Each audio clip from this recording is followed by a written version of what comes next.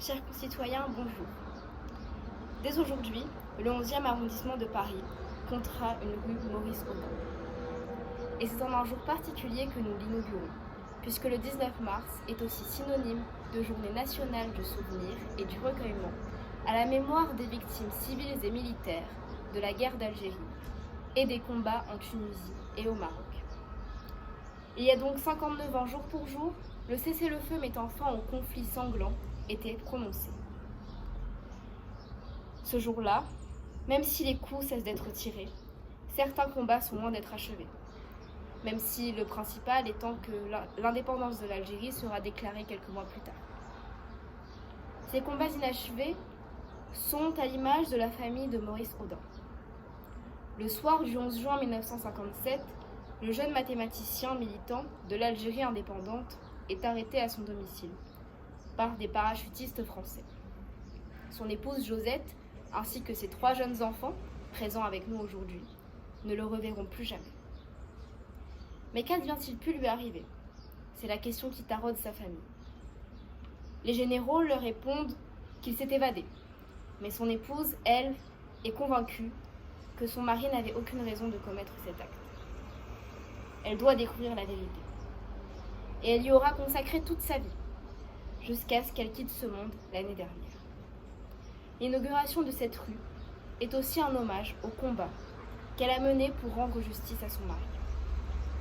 Le couple Audin fut un symbole de détermination. Maurice se battait contre le colonialisme, souhaitant une Algérie indépendante et fraternelle. À la suite de l'interdiction du Parti communiste algérien, il a continué son action, en faisant tout son possible pour voir ses idéaux se réaliser, tout en militant pacifiquement. À sa disparition, Josette ne cesse de le chercher, mais aussi de manifester son désaccord. Que s'est-il donc passé? Eh bien non. Le 21 juin, Maurice Audin ne s'est pas évadé, comme l'ont affirmé les dirigeants de l'armée française. Lors de sa détention, le jeune militant fut en réalité torturé, puis tué, avant que son corps ne soit dissimulé. Les archives ont fini par démontrer, d'une part, que l'enquête de 1958 avait conduit à la bonne hypothèse, mais aussi comment l'autorité judiciaire, du juge d'instruction au ministre, a réussi à éviter que ce crime ne soit jugé. Cependant, nous avons avancé.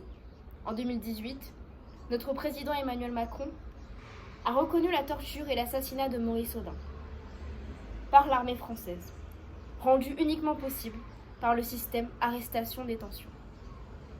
Chaque jour, de plus en plus d'archives sont déclassifiées, nous permettant une meilleure compréhension de notre passé, de mieux comprendre les blessures de notre histoire et voir une vraie réconciliation possible des mémoires des peuples français et algériens, si chers à notre pays, et pour que l'on puisse avancer tous ensemble.